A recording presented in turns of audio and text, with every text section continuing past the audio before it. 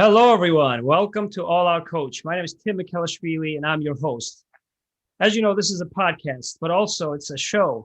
It's a classroom. It's our workshop in which I am your student, your teacher, and also your supporter to help you in your quest in this continuous conversation to develop, to fully express your character at the right time in any environment. Today, I'm honored and glad to have a special guest who's been able to establish herself as an expert and as a leader in both academia with her PhD in integrative physiology, as well as in the corporate environment in the pharmaceutical industry.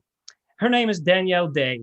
And in addition to her accomplishments, what fascinates me about my guest today is her character and her ability to create other leaders that she's consistently done throughout her journey.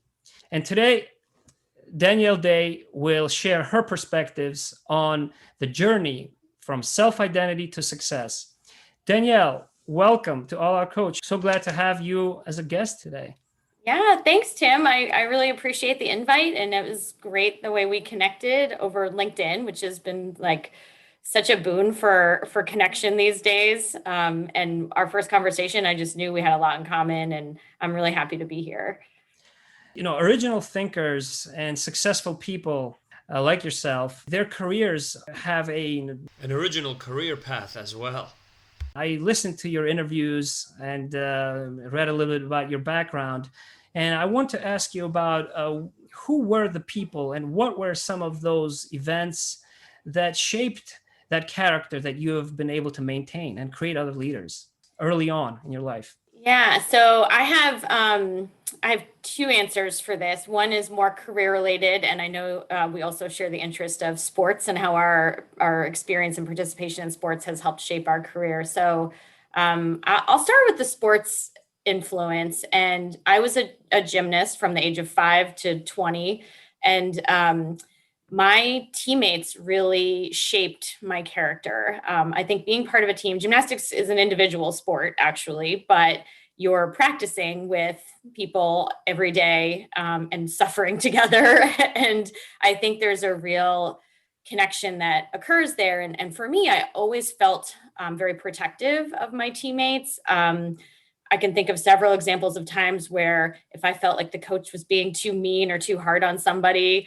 I was the one that would speak up and just say, so-and-so's crying. You really shouldn't speak to her that way. And even when I was in college, I remember doing this. We had a top athlete on our team who was phenomenal, but our assistant coach just did not have the right approach to her personality and what she needed to really succeed. And she would be in tears every day in the gym. And I remember I scheduled a meeting with him because I needed to give him this feedback. And it was like, you usually don't talk back to your coaches, but and I got feedback from a coach one time who just said, you can't fight everybody's battles for them. But I kind of ignored that. I think I considered my teammates my family. I still do to this day. And we have been through a lot together. And even though the years have passed and we haven't stayed completely in touch on a regular basis, we've actually banded together to do some pretty important work in terms of prevention of abuse in gymnastics too. So it's a really solid connection that I think for all of us just built this character trait of you help those who can't help themselves in that moment. And then when it's your moment to feel vulnerable and potentially need that assistance, that team has your back too. So I think that's been a huge influence for me and something that I still use in the corporate world as well. I think your colleagues then become your team and your family, and hopefully you develop a culture where you have one another's backs. Career-wise, I had some incredible female scientist mentors, and I have to put that adjective on there of them being female because I graduated from college in the mid 90s and went into a research internship where I was in a lab that there were very few women, and the women that were there were the ones who were true pioneers. And it is different to be a woman in that space. And you never really saw women speaking from the podium at conferences even back then. So they had a tremendous impact on me and how to navigate this world, and were the types of people who were not only carving the path for themselves, but were very intentional about looking back at the next generation of women scientists and figuring out how they could help them. And so that also has been an ingrained character trait for me too, that I try to pay forward in that regard. The different parts of our character and how we express it changes over time. Throughout our journey from the personal to the professional continuum, if you will. And recently I published one post that I want to share. We express our character based on how others see us, how they want to see us, or how they condition us to see ourselves throughout our career. And that self-identity ultimately is a very determining factor in our success. That's my hypothesis and some of the experiences that I had. So how have you been able to maintain your authentic character that comes across as soon as people hear you, your podcast interviews, or get to know you for a very brief period of time even? Can you share how you've been able to maintain that in a corporate environment as well? Yeah, so I love this question because this has been and continues to be something that I work on. I think it is incredibly difficult, honestly, to maintain your authenticity in a corporate environment, and it takes guts, honestly. I'm a fighter by nature. Again, grew up in sports, being competitive, also like having this kind of natural tendency to fight for what I believe in. And you can take that too far, and I have definitely taken that too far in some cases. So I was called a bulldog once at one of my companies because I was really pushing for this initiative that I believed in. But at the end of the day, it ended up being a positive outcome for the company. So, this senior director had said to me, you've been a real bulldog about this. And in that regard, it was like a positive. My family kind of made a joke about it and sent me this little like bulldog statue that I still have on my desk. But that also got me in trouble sometimes. And a few years later, I was getting some very difficult feedback about that personality trait and how, it may be career limiting if I didn't kind of have a way to temper it. And I had to take a really hard look at myself during that time period and see what parts of that feedback I could own and really I probably should address and try to adapt just to make it in the corporate world. But the balance of that is like letting go of some of this fire that I kind of identify with, and that a lot of people, like you said, the way people perceive me was that kind of like fiery, strong, like she's going to speak up kind of person. And I feel like I've actually swung the pendulum the other way. And I've been reflecting on this a lot recently. How do I reach that balance of finding the days where like my fire is appropriate and that needs to be out there and needs to be said and I have to make a stand, versus the days where I need to just let it go. If it's not in my control, if it's not really that important, like just let it go. I'm also much more likely to feel that fire come up when I'm trying to defend or support somebody else, not necessarily myself. So that part is even harder to let go of because I still have that gut instinct of, if I feel like somebody's being oppressed or is in any way kind of being treated in a way that I don't agree with, or the expectations are too hard on them, I tend to feel that flare come up. And I do think that's appropriate too, but it has been tough. It's like, not unlike flipping on a 4-inch wide piece of wood on the balance beam. It's a delicate balance of, strength and stability. Yeah, it takes, I think, courage and confidence to be able to stand up, not for just yourself, but for other people. And that was just the one, one underlying, the framework that came across from your responses and how candidly you usually respond in interview questions, which fascinated me. So my next question has to do with the rise in the ranks, right? The growth and the career development. Okay, so because you've certainly become an expert and also senior leader in the pharmaceutical industry, And so I want to talk a little bit about the sacrifices and the benefits of that transition from an individual contributor to a people manager. I want to share with you this post that I published about a year ago, in which I describe the different sacrifices we make in life in general. If you do not want to sacrifice freedom, then don't live with anyone. Don't raise children. Don't marry, right? If you don't want to sacrifice your ego, don't work with others. If you don't want to sacrifice your time, don't compete for anything. Your attention, if you don't want to sacrifice the attention that you get, then don't expect to be remembered either, right? And that comfort, if you don't want to sacrifice your comfort, don't, then do not grow either. So somewhat black and white, but at the same time, these were some of my reflections. So what are some of those sacrifices or benefits in that transition as someone rises in their ranks? So the ones that jump out for me, the comfort piece in particular, I feel like I consistently look for uncomfortable situations because I don't like complacency. If I feel like I'm really getting good at something, you'd think you'd just kind of hang out and enjoy that for a while, but for some reason, I'm always like, no, I need another challenge now. How can I make this harder for myself? I don't know. That might come from the competitive sports world too, where once you achieve a certain level, you start training for the next level, right? So I think it is important to be outside of our comfort zone. It doesn't need to be so outside your comfort zone that you're miserable, but just enough to kind of keep you growing. Like you said, you don't grow unless you stay outside your comfort zone. And I suppose that could be seen a little bit as a sacrifice, because if you stay comfortable, you probably have more time and more freedom as well. But if you choose to keep challenging yourself and growing, I think there's a different reward that comes with that, right? There's kind of that stimulation, that intellectual growth. There's that excitement, that adrenaline. And I'm also a little attached to feelings of accomplishment and honestly, how others view me. That's something I'm also looking at too, is trying to not care as much what other people think, but in our industry, you kind of have to care what people think also and make a good impression. And when you're a people manager, I really care about what, people think of me as a leader. So again, it's finding that balance of letting go of that attachment to having to please everybody and coming to grips and comfort with the idea that you're never going to please everybody. But if you can do your best and reach one person with the way that you're attempting to lead and attempting to challenge yourself and grow and get into a space where you can help people even more.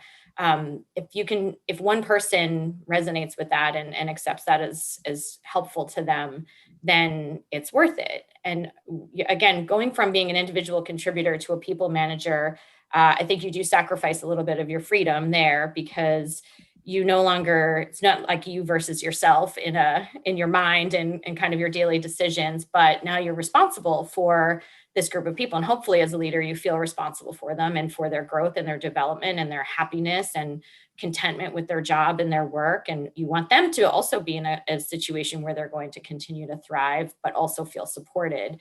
So that can be a little bit more pressure, I would say. And again, you do sort of sacrifice that freedom. It's like you could put under your freedom spectrum there, instead of be married, live with somebody else, it's like be a leader, because you are kind of beholden to the individuals that report to you. But there's so much reward in that as well, because to feel like you can impact somebody else's lives in a meaningful way. I mean, first of all, it's not something to be taken lightly. Again, coming from the gymnastics world and having some coaches who really took advantage of their position and the responsibility they had to nurture and help young people grow. That happens all the time, unfortunately. But it's also not something that the corporate world has completely evaded as well. I mean, you see some leaders who do take advantage and don't really take the responsibility. I mean, even though you're dealing with adults, it's still a huge responsibility to be responsible for somebody's life and livelihood and their daily happiness. And I think we have to take that very seriously. And the reward is that if you do it well and you do it right and you do it in a positive way, then you get to impact somebody's life in a positive way. And you get people coming back to you and saying like, wow, this was really helpful. Thank you. Or thank you for just understanding that I'm going through a tough time right now and not firing me, and just like giving me some space to figure it out and helping me figure it out. That's huge. I mean, there's not a whole, I've heard this recently and it really stuck with me. We don't all get very many opportunities in life to truly affect another person's life or change another person's life. And if you're in that position to do so, what a gift that is. And I think I take it very seriously. Yeah. I didn't know how to call it when I was early in my career, but I remember being a part of a merger in my first role, in a headquarters role, and I was in charge of hiring the next person to replace me as a contractor, as a postdoctoral fellow. And I was uncertain about my future, but I spent hours in my cubicle after work trying to convince this one candidate to take this opportunity, despite the merger that would happen, because of the valuable experience I had early on. Probably to your points there about being a fighter, I always loved sports. I share that with you completely. Never became a basic science researcher. Was competitive. Have some trophies from high school and college. Ended there. So I want to ask you about the inspiration that you have and how you've drawn your inspiration from science and sports to develop other leaders.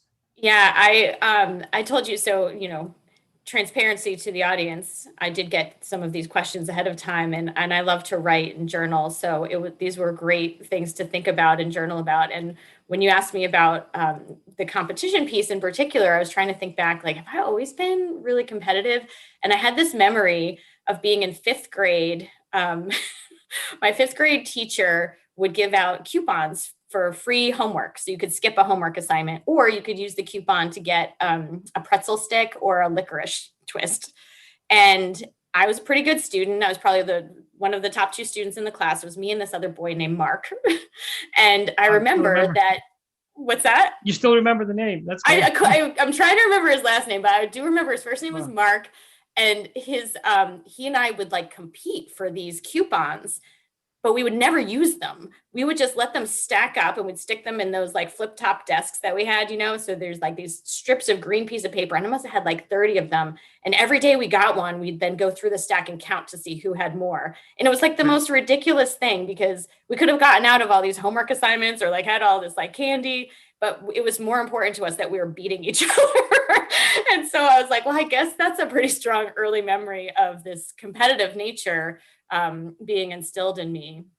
And I think that as I have gotten older, I mean, it's in sports you are competing against other people, but truthfully, like I was like an above average gymnast. I would say I was never exceptional. I was never the best on the team either before or after college. So a lot of times I was really just competing with myself. And I think that was a really good, also as an individual sport, you can do that. And in gymnastics, everybody has different skill sets. Everybody, you might be a good dancer or be really flexible. So you put more like leaps and jumps in your routines. You might be like Simone Biles and be like a firehouse of a, power athlete. So you do all of the hardest tumbling tricks. So everybody's a little bit different and you can apply your unique skill set to your routines and then just try to get better using your own innate abilities versus trying to be like that other person. So I think that has been really helpful to apply in the corporate world as well, because I remember one of my first corporate jobs, we did that Strengths Finders test. Yes. Oh, and it was, and it was the first time, I mean, I think growing up, people did still always talk about you need to work on your weaknesses. And that happened in sports too, right? It was like, if you weren't that strong of a tumbler, it's like, okay, well, we need to work on your tumbling. It's like, or I could just get all my points from doing the elements that I am really good at, and we could not, push it on the other side. Right. And I think that it's evolved that way too. But in that Strengths Finder, that was the first time I ever saw that pitch of like, no, you identify what people are really good at and you help them make that even better. Why would you waste your time trying to take something that they're not innately adept at or talented at and try to develop that? Like that's a waste of your time. And that's not how you build a great team either. So I think that was a real learning for me, but it was good that I had that natural ability to be competitive within myself and be able to kind of, not necessarily think about being competitive with other people. I'm not saying that doesn't still come up, particularly if you ask my husband when we play games, but there's some healthiness to that too, I think. another example I have is when I became a yoga teacher, one of the mantras that I would always say at the beginning of my class was, well, we're going to let go of expectation of ourselves and of each other. We're going to let go of judgment of between one another and within ourselves. And we're going to let go of any sense of competition. And I always struggled with that one. And actually there was a while, I remember now, that I wouldn't say that part at the beginning of the class because I was like, I don't know if I really believe that we should let go of competition. I think it is important and it's healthy. And even in something like yoga, where it's all supposed to be like very namaste, everybody's here, we're all connected. I remember being very competitive, watching people do things that I wanted to be able to do and just like trying to make myself do them. And I also remember a time when we were supposed to be trying handstands. And of course, I've been doing handstands my whole life. But most people in a yoga studio have not been doing handstands their whole life, right? Yeah, I can imagine. So I had an advantage. But I remember this woman, she was probably like 10 years older than me too, just got so angry with me. And she said, it's not fair. She used to be a gymnast. And I was like, here's this like 50-year-old woman who's just like irritated with me because I could do a handstand and she couldn't. And I was like, it's so natural for us to have competition, even if it doesn't really make any sense. But there's, again, a balance there, right? So a competition within ourselves, trying to continue to grow and to learn and be the best version of ourselves, I think is something that we take from sports and also from the scientific world too. You know, people creating more discoveries and pushing themselves to identify new things. It's really for themselves and for the benefit of the greater good versus trying to beat the person next to you. Yeah. I'm also a very competitive person. I always share that with my colleagues, with my friends, Danielle.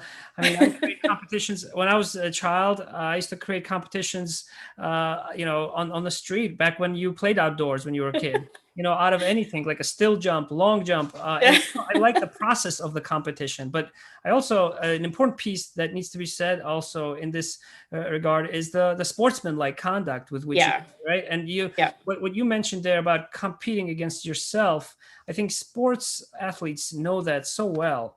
They probably have to train so hard, the practice, just the amount of rehearsal that goes into breaking that record that maybe 1/100th of a second, from the second place finisher, right? Or decimals of a point in gymnastics.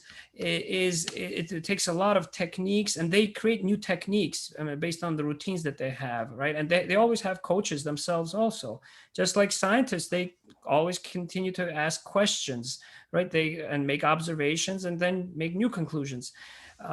So I think that it's working on yourself is so important. And, being in medical affairs quite a long time also, when I've mentored others who are earlier in their career, and they've been my teammates, sometimes one of the common questions I used to receive was, well, how many, it's difficult to meet with some thought leaders, some experts. How many are you meeting with right now? And I made it a purpose not to respond to 2 or 3 people, after really understanding what the role is about and how important the ecosystem is, and how important, even before the ecosystem, how important the aspect of competing against yourself is, where I would respond to them. I would say, look, I can tell you how many I have, but I don't want you to lose sleep over it.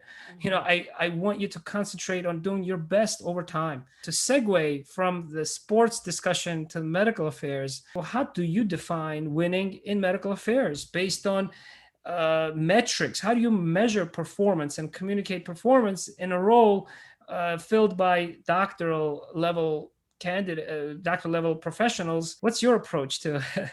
I will just say, if I had the answer to this question, I would be a gazillionaire, maybe. Well, let's work on it together. Every pharmaceutical company with the secret sauce.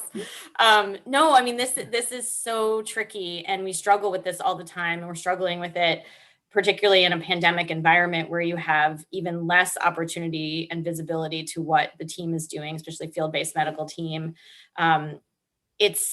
So for me, if I could rule the world on this topic, the quantification of interactions would not be how I would hold the bar. I do understand why companies do this. But what for me, what I look like is, again, I will bring the sports analogy. And again, and what I was just talking about with gymnastics, Tim's like every day, all day, bring the sports. But so if I think about field medical and MSLs, every territory is different. You can't possibly compare yourself in New York City to someone in Indiana for what you're doing and the kinds of healthcare practices that are going on there, the tier of KOL that you're dealing with, key opinion leader for anybody that's listening who doesn't know medical affairs. Right. So to me, it's what are you doing within that territory? It's like your routine. If, tumbling isn't your strength, well, let's see what you can do in terms of getting all the points you can and doing these amazing leaps and jumps and being really artistic. So I think that there's a creativity there. And also like business acumen is something I'm very focused on right now, because when I see somebody who understands the business strategy and the overall objectives that we have for our brand and for our company, and can then think about how their role as an MSL or in medical affairs supports that overarching vision, and what is unique about their territory that maybe we're not capturing in our vision, and they could bring to us those insights and say, we always talk to the people who are at the big centers of excellence, and this is what their vision and perspective is on this disease or how they treat it. But I'm over here in the middle of the country and it's a completely different scenario. And yet there are still patients here that need to be treated, but the perspective on how and when and why is completely different from anything that's in our strategy right now. We may need to pull this piece into our strategy. So to me, that is bringing much more valuable than the number of people that you're meeting with. So to me, it's about that. It's about being creative and strategic with your own skill set and what you're really good at, but also what you have available to you in your territory and running that territory like a business. That's what I think brings the most value and how I would like to measure value. It's still difficult to measure that, right? At the end of the day, you have a narrative, essentially. You have, here are the outcomes that I have from the meetings that I've had, or, the insights that I've brought in. But we then as a group, I think, need to come together and say, okay, how were those insights used? What did it do to move the needle on the business or bring awareness to an area that we hadn't developed quite enough in our overall brand strategy? So it kind of has to be a group effort, I think, in order to determine what that is. And the leaders are mostly responsible for taking that narrative and being able to present it in a way to the executive team as to, this is why this team is valuable, and this is how we're shaping our strategy moving forward and driving business, even though you can't see it in the numbers on your revenue sheet. But it's hard. It's really hard. Well, I appreciate those insights, and I definitely agree about that, age-old dilemma. But I think the future is also now, where you, as a medical affairs organization, it's imperative to somehow communicate that value, and all of those points that you mentioned in terms of the insights and business strategy are so critical, and never been probably more critical than now, because of how volatile the industry has become, how quickly it has changed. And I know you have worked in diverse environments. You've worked in large established pharmaceutical companies as well as rare disease companies. So how do you advise others to maintain their identity during difficult times, such as this pandemic? Yeah. So I think, first of all, I think the work that I did when I was referred earlier about this kind of constructive feedback that I got, and that I really had to kind of take a pause and take a hard look at my behaviors, the way I show up, the way I, communicate. That work was like crucial for everything in my life. And it happened more than 5 years ago. But it's with me every day. And I think with the pandemic, it was another opportunity to really think about how that, it's a vulnerability is the piece for me that was missing. I like I said, I could tend to show up very strong. And that was something that I attached to as an identity, but understanding how to move to the other side of that and be vulnerable and be honest and be transparent and take risks, and letting people know that, like, hey, I'm actually frustrated by this, or I'm afraid that I didn't do this well, and that's why I'm, showing up the way I am with this kind of edge to me or whatnot. So I think that through the pandemic, I've leaned into that vulnerability and tried to help others feel safe to do the same. And I think that that's the key, is that kind of openness and honesty and transparency. If we can create a safe environment for one another to share that and to be that way, especially in what's happened in the last year. I mean, people are struggling, even if they've kept their jobs. Right. There's a lot of family issues. There's, trying to adapt to the home office environment, having, to take care of your kids, having different responsibilities than you used to because you don't have that external support that you did all your life. And so it has to come, and I talked about this in the, I think the podcast that you listened to too, but it has to be people first. It has to be taking care of one another, checking in with each other. And even if you're the person who's the leader, like I remember talking to one of my MSLs recently, and I was like, how are you doing? Like, how's it going? And, so we talked a while, and then at the end, he's like, how are you doing? And I was just like, oh my gosh, that was like, I love that he just felt comfortable to say that to his manager, it's true. Like, we're on a level playing field as humans, right? Just because we have these titles at work, we're all the same. And especially when something like a pandemic hits, you realize how it doesn't matter, who you are, you're vulnerable to this situation. And now we're all in this together. And I think those are the positive things about some of the strains that we've had as a country and as a global community over the last couple of years or more. I really try to view those things as an opportunity for us to see that we all really all the same and all struggling with the same stuff. And if we just talk about it more and are open about it and are willing to say, like, guess what? I'm frustrated too. You might not think that I get frustrated because I put on this face and I try to, this is where the authentic self and the kind of what you have to do to get by in the corporate world is like, I'm going to do my best to hide it from you. But let me tell you, there are days where I have to shut off my camera because you don't want to see the look on my face, and it's helpful, I think, for people to hear that and say, oh, good, it's not just me. And that's why I never, I try to never put somebody on a pedestal. I hope nobody ever puts me on a pedestal because, again, that can be knocked out from under you in a second. So I just think it's really about being honest with yourself and your colleagues, being vulnerable and transparent, and then owning up to those moments. I think one of your questions was like, when do people, you might be going there next, act out of their character or out of their outside of their self-identity is the way you put it. And again, what a brilliant question for us all to reflect on, because we all have those days where at the end of the day, you're like, I really didn't handle that the way I wish I had handled it. Whether it's a conversation with your partner or your kids or your boss or colleagues, you just go, I really wish I'd been able to be more calm in that conversation or more receptive to their ideas. And I've started to do this thing, sometimes in real time, sometimes the fire is too burning too hot and I have to do it afterwards. But I do still try to reflect and just go, okay, why did that make me so angry or frustrated? Or why did I have such a hard time taking that feedback or giving that feedback? And those are the moments that I think are most crucial to our success, is when you can take that pause. In yoga, we call it like the transition period, when you're moving from one pose to the next. That's where the real work is. It's like easy to hold a position and be very strong and you have a solid base. But let's say now I ask you to move to the opposite side or lift one leg up in the air. Like, how are you going to shift your foundation and then be able to move into that next position? Well, it's all about how you're mindful during that transition, right? You're going from stable to something that you weren't anticipating.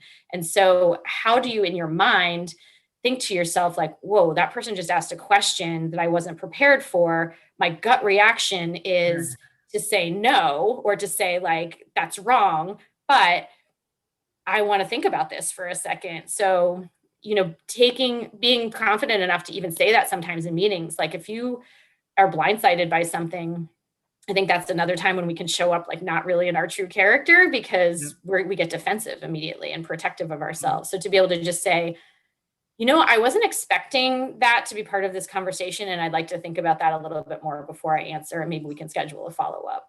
Like that kind of mindfulness, I think, will help us stay true to ourselves, because there's nothing worse than at the end of the day thinking like, I definitely did not show up the way I wanted to show up, and I didn't show up as the person that I really want to be.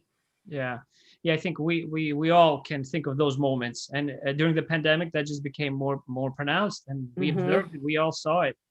And when we provide some solutions as well, some creative solutions at various companies I know. And, we had, noticed that a lot of people were taking some vacations, lots of vacations in a short period of time, because even though they were working from home, they needed that, that escape, that, from that, from those back-to-back Zooms. So there may be that threshold, that virtual productivity threshold, which was a study that I actually started. That's right. Yes.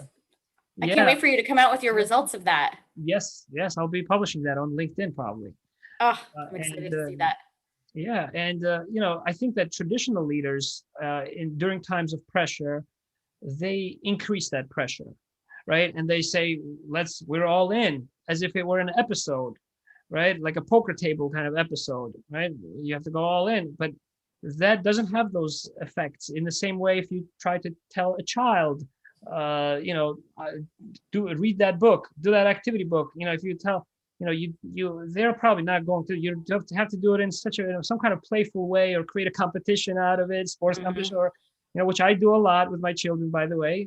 I've defined behavior for them through competition. They always start with the score of 10 in the beginning, and then based on things, and I explain why they have points taken off. That's how I defined what behavior was when they didn't understand behavior, this abstract concept, right? So, but not to digress, the transformative leaders, I think, transformative leaders, they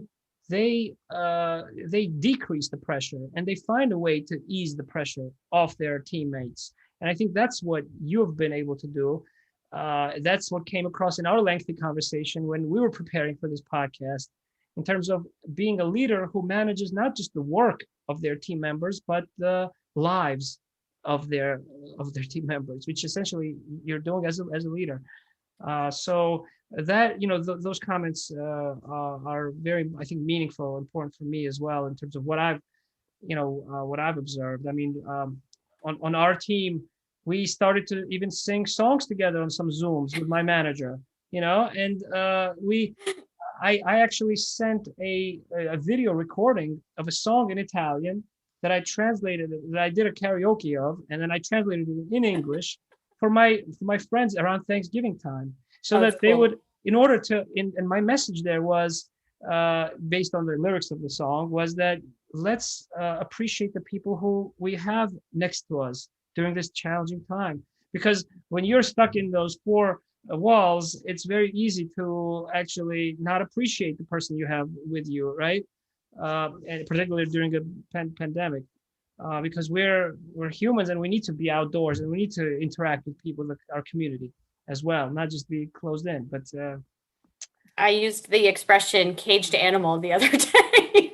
I was like, I need to go for a run. I feel like a caged animal. One question that I had also was about your approach to hiring and creating leaders, right? Because the hiring process is changing, but is outdated, and it's a lengthy process.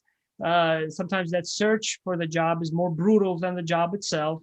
And I know you have a lot of empathy for that, from our personal conversation, your comments earlier.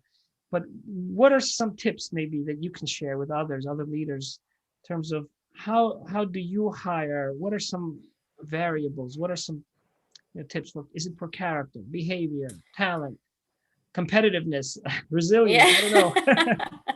What are some? Well, I think it's important to look at the team that you have, and where, just like a sports team, and where the gaps are, or, where the areas are that you could use a different type of approach or personality. And I think, I don't know how many people do that, but it's something that we've been in conversations with about recently. And again, like a sports team, just having the people that have different skill sets and bringing that together. And that goes back to the strengths finder stuff too, this is the whole reason we don't try to make everybody the same and have them attack their weaknesses so they can be like the others. It's like, no, you have a different strength. Let's play on that.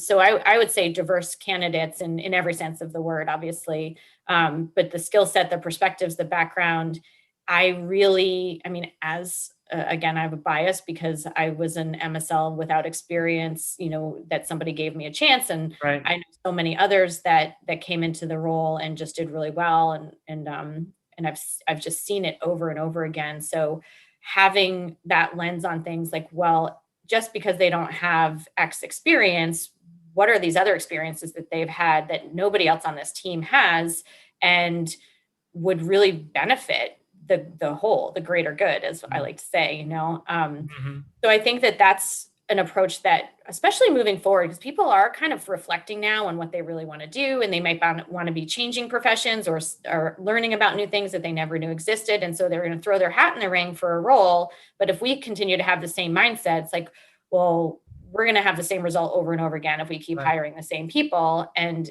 it makes sense for us to broaden our perspective on who these so-called right candidates are, and take the background. I think the candidates also have to do a good job of telling that story, right? Here's how I think my experience could relate to the skills that you need for this job, even though I've never done this specific thing. Here's why I think I could pick it up easily. But then from the hiring manager perspective, also having that lens, like, here's what I think are your strengths and why I think this would be a good application to this specific role, even though you haven't done it before.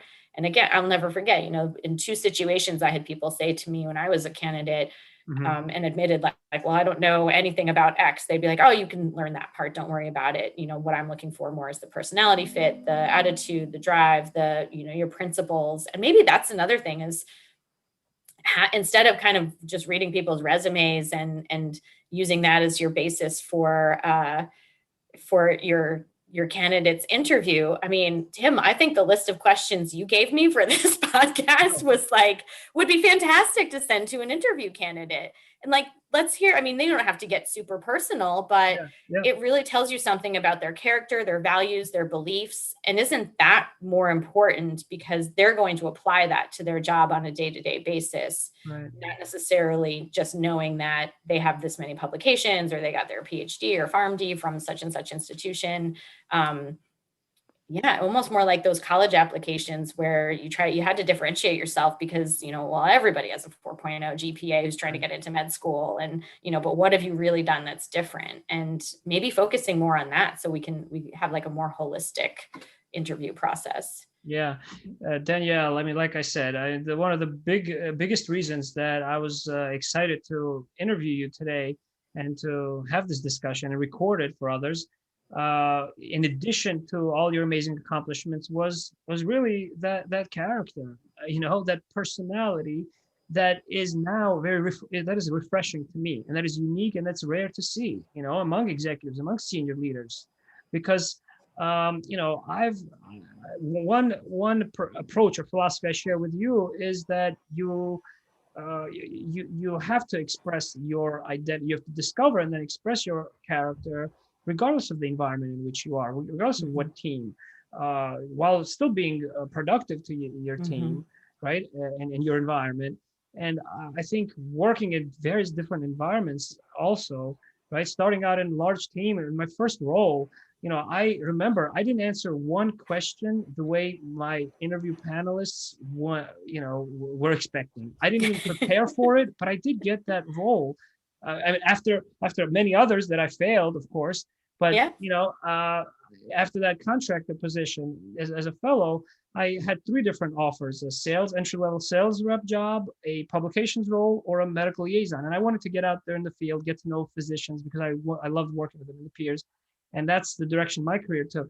But that first interview where I landed that role, I remember it was tough. And because I wanted to present myself, the genuine person that I am, the character, and I made it a purpose not to prepare for it. And now when I mentor others, right, early in the career who want to be aspiring MSLs, I tell them, look, if you want to land a job, give them the answers that they want.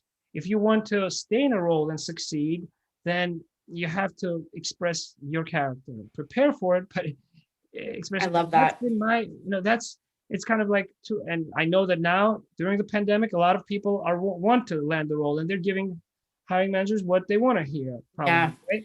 So that's the reality of it, right? And I love that so much. And a big reason is, as we were talking earlier about how do you keep your authenticity and identity in the corporate world, if you start off as, I mean, and I won't say it's a phony. I mean, I think we all kind of put on the masks that we need to get by sometimes. And sometimes it's appropriate to do so, but to start off on that foundation, like you said, like answer a question the way you think they want it answered versus, I mean, that's going to be so stressful on you as you get into that role to keep that up.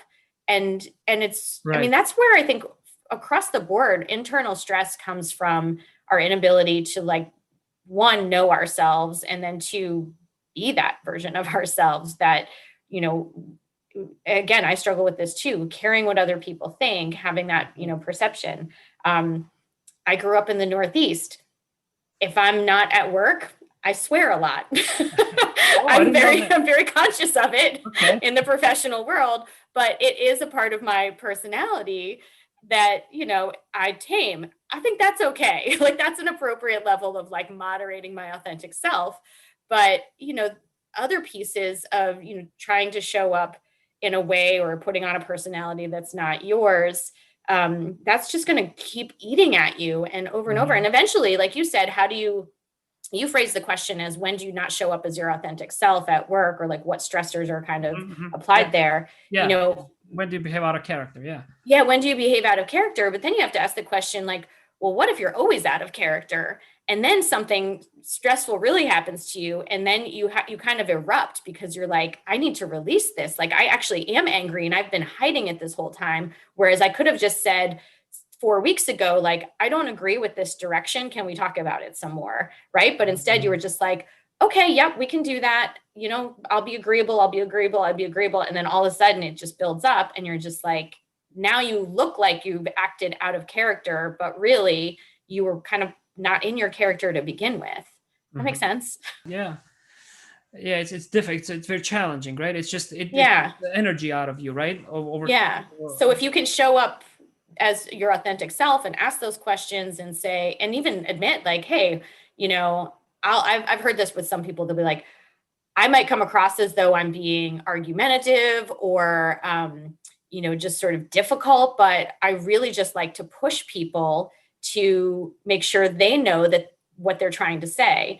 And I now appreciate that sometimes. I mean, you can tell, I think, if you're paying close attention, whether somebody's just trying to be kind of like just poke the bear versus challenging you to articulate what your idea is. And now I can appreciate that, because if someone says to me, I had a boss like this, she would just say, like, well, why are we doing this? What's the strategy? You know? And I'd be like, well, I just think this is a cool idea. We should try it, you know? And they would be like, no, but what are we going to do with this information? Why are you doing it? And then if I could get that far, then she'd say, well, how are you going to measure success? And it was like, well, I didn't get that far, you know, I just had this idea. So, I mean, even though I would get super frustrated after those meetings, it taught, like, she wasn't trying to frustrate me. She was trying to make me better at thinking through my ideas and being able to present them in a way that people were going to accept them readily. And that also I understood how and if they were going to be successful in the end. So it's I'm not sure how I got there from the whole character thing, but No, I think that's a great example, and particularly for someone early in your career. Probably, I imagine that was early when you were earlier in your career. I still feel like I'm early in my career, Tim. Yeah, great. That's the best feeling. Yeah, always a lifelong learner and beginner. That's when you're most lucky. Also, you tend to have the best success and most innovative. That's the only way, the only mindset I believe in. I like that. Thanks for correcting. And with also just thinking back to my own experiences also early on in that environment where I was a newcomer. I didn't have any experience in cardiology when I came into AstraZeneca, for example, right? And I was in a large team of 70 of PhDs, clinicians with all those relationships. I did not have that same spirit, let's say, of a fighter spirit in the beginning, right? When I came in, I wanted to just do what I'm told and be the best at it, but I would listen, right, to everything that other people would tell me, including my teammates, senior teammates. But I was always self-assured, meaning like I would get some comments like, Tim, hey, this is arrogant. Like, you're a little bit arrogant with that, right? And maybe that came across that way. But then when I was given the responsibilities of training the team, right, and demonstrating the knowledge or my intentions that were for the interest, for the best of others, then that same person came to me and said, look, I thought you were arrogant, but that was very good. So that arrogance, maybe I needed to think about how I came across, but also maybe it was a position, the feedback that you take, you can divide that feedback, just like you mentioned earlier when in your early comments, when we started this discussion about cultivating, dividing the feedback that you get into its parts, into individual parts, because somebody may be threatened by somebody who's new, right? And who's a newcomer, who's doing well, who's successful, and they may have reasons, their own reasons, but nevertheless, they may be using some kind of, part of what you're expressing and then twisting it. I mean, like even if a stranger comes to you and gives you bad feedback, usually they choose something that they notice, but they twist it, they spin it. So that's why, you don't listen to what other people say, but you have to think about yourself, how you're expressing your character. That's what I'm getting at. And and so I had to learn throughout my career to become more of a fighter and to conserve and maintain that character, which is why I'm so, it's so refreshing to see a person with character, not just with all the great credentials, which doesn't surprise me anymore in our industry and through the networking that I do. But what surprises me is the kind people, the compassionate, generous people, leaders like you. Yeah, thank you for saying that. What you just described really resonates with me too, like the deconstructing feedback. I love that because when I got the hardest feedback that I've ever gotten, I was devastated. But then, I talked to some people who knew me really well. And then I reflected with myself too. And the guidance was like, there are parts of this that you could own, but then there are parts of it that probably you should push back on and say like, I don't think this is accurate and let's talk about it more. So I think that was a great opportunity for self-awareness too, is to just be like, you know what, you're probably right about this one. And then I would ask, can you give me some coaching on this? What's worked for you in the past, if you've seen this behavior before, et cetera, et cetera. And it was beautiful. It was like a gift, then feedback is a gift. But to your point, sometimes you hear something that you're like, where did that come from? Like, that doesn't make sense at all. That's certainly not who I am. That's not how I think I was showing up. Right. And I think you have to kind of turn the mirror away from you and say, okay, there must be something going on with this person today.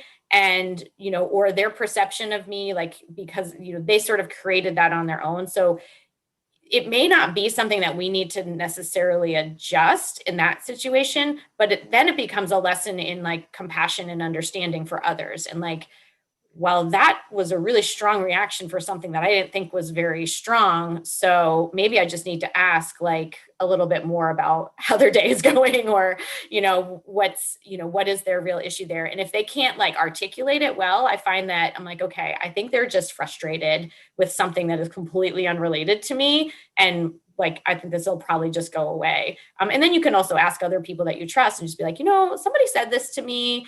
And like, I just want to check in. I did this recently with someone where we were in a conversation together and I had to be pretty strong on something. And I asked her, I said, was I coming across as belligerent? And she was like, no, you were holding the line that needed to be held at that moment. And I think you actually articulated it very well. But, and I would have trusted her to say like, yeah, maybe a little bit, but I think that's helpful to have people. And that's, again, that trusting environment where we can be vulnerable to ask one another for feedback, to give one another feedback, and to also own it when our reactions are really inappropriate in that moment and have nothing to do with the situation in hand, but more to do with what's going on in our environment and background, and that 50% that the rest of the room can't see. You've definitely stretched yourself and you continue to lift others. That's the slogan at All Out Coach: stretch yourself, lift others. When have you seen people just extend the boundaries of their roles and responsibilities in your career and life? Are there certain episodes maybe you can share? Yeah, I mean, I've shared this example before, but I just think anytime someone who is like a stranger to you and you reach out and you just say, I admire what you do, or I'm interested in learning more about you. Would you spend some time with me? Like, I just think our time is so precious. Obviously, it is the number one commodity. It's the only commodity that's not renewable that we have, right? Yes. So anytime someone just gives their time to me or to somebody else, I just find that is like the epitome of human behavior, like the type of human behavior that I aspire to, and I think we should all aspire to. And so, I mean, I've had specific examples of that, again, where people have just been like, sure, like, come talk to me for an hour. I'll give you some guidance. And I mean, that has come back over and over again to help me. Even in my undergraduate career, I had professors that supported me to the level where, once my ambition kind of outgrew what they were capable of supporting me in, they helped me find other people to take me the rest of the way. And I think that's another piece that shows kind of that, like, going above and beyond, where if somebody comes to you and says, this is what I want to learn more about, and it's not really in your wheelhouse, to be able to say, I don't think I'm the best person to coach you on this, but let me help you find somebody who can, or I know this person. Like, I love the networking and connection piece. I love helping other people connect together and watching that relationship then grow and develop. And obviously I've been the beneficiary of that in the past too. So again, it's just like taking time out of your life to help other people, I think is the one thing that we could all, work very hard to achieve. I've enjoyed this discussion with you. And first of all, I look forward to continuing our dialogue and maybe challenging myself on that question about metrics, to tying metrics with culture, behavior, because that's an interest of mine. As you know, I've spoken to you about that. And I do want to take this opportunity also to let you know that there will be a workshop on measuring and communicating this medical productivity index that I'll be hosting at the Medical Affairs Professional Society meeting next year in March. Oh, great. So I don't know if you're a part of MAPS, but I've attended their meetings before. So, and yeah, that's a great group. I will definitely look forward to that. Yeah. Yes. And so my last question really is a forward-looking question from your perspective. If there were one thing that you could change in medical affairs, in our industry in general, what would it be? What is one change or one area that you would like to see evolve, improve? Demonstrating the value of medical affairs is very difficult. And it's funny, there's going to be a workshop at MAPS. I think there's a workshop at every medical affairs meeting that ever comes up on this topic, because again, we're still really trying to figure this out. I'm moderating this one. I hope this one will be yours will be the last one that we ever need on this topic. And I don't claim to have ambition to become a gazillionaire, but at least find a solution to this age-old problem. My money's on you, Tim. Okay. But I think a lot of it is on us. And I wonder if this is what you're going to talk about too, is to be able to demonstrate the value. We need to be really integrated partners with the commercial organization, the clinical development organization, the leadership, and have more consistent communication about what we're doing, how we're doing it, and how it fits into the overall strategy. And even from the perspective of, in these big field medical teams, they don't always get the insight into the overarching strategy for the brands that I think we could do a better job communicating that and encouraging people, again, to take that business approach to what they're doing in the field and show how it ties back. And then we as leaders can then say, look, these are all the things that the team's been doing collectively. This is how it affects the overarching strategy. So in the way that we communicate it, and in that consistent communication with the leadership, and then taking feedback from them too. And if they say things like, well, why aren't you doing this? Have you tried that? I mean, that should be a two-way conversation as well. So I think within medical affairs, that's what I'd like to see change, is a little bit more communication between the, top leadership, the strategic focus, along with like the tactics that get carried out in the field. And then, and then I put this on myself as much as anybody else in a similar position to me, is to get better at communicating what we're doing and how that brings value to the organization and supports the overarching strategy. So that'd be one thing. And then just overall, this is more of my view on like our culture as a corporate world, is just making work part of our lives and not the other way around. Because coming out of this pandemic, I think people are looking for jobs, people are leaving companies left and right. And Yes. I wonder, because I've been this person too, if they really are trying to run towards something or if they're running away from something. And my concern is that the thing that people think they're running towards that might look better is not necessarily better, because I don't know that anyone has really figured out how to balance the work life and the business life. And it's been frustrating and consuming. And the last year, everyone had more expectations put on them. Like you talked about the productivity. I can't wait to see your data on that, the productivity. But we had an opportunity over the last year to really shift our focus to family, health, self-care, transparency, vulnerability, support, trust, while things were kind of paused from a production level. And I don't think we really took that opportunity and made the most of it. This is globally, but also within corporations. Yeah. So I think from this point forward, first of all, to keep people, we need to acknowledge that we didn't really handle this that well over the last year. Right. And that we what's it called in poker when you like add more to the pot?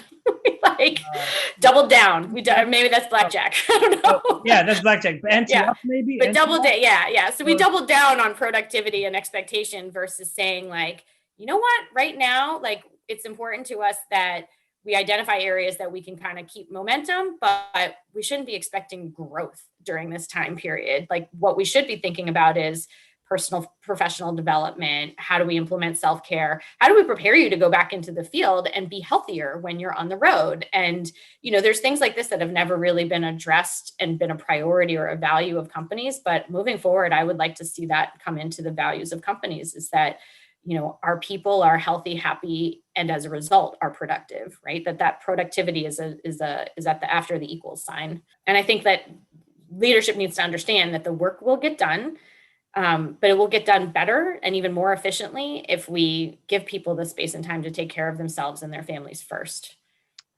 Yes.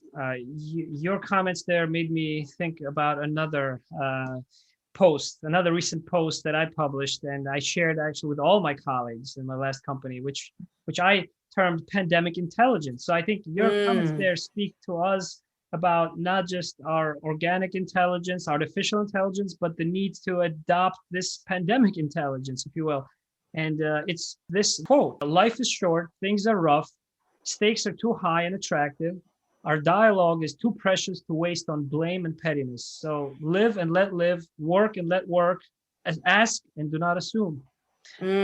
That was something that I shared because of some difficulties with a product launch, which probably you've seen through your networks. And Sure. but many companies were able to launch a product, and there is some positive to think about, to learn from, starting from a clean slate, like you mentioned. And one of that is the networking that we were able to do. When I think back to the amount of people that I was able to network working from home while still being productive in terms of business networking, in terms of meaningfulness, my job fulfillment, personally and professionally, I reframed that pandemic. Yes, it's not easy to be caged up like an animal, like you mentioned, but there also were some opportunities that we had to uncover somehow. Yeah. Right? Yeah. So I appreciate your comments there. Well, I love that quote. Post it again. People need to hear it again. Put it on LinkedIn. Yes, I'll post it again. Yes, why not? Danielle, thank you so much. You helped me kick off the summer series of All Out Coach. I'm sure that you're probably going to support the U.S. gymnastics team in the Olympics. I know my goal. I am.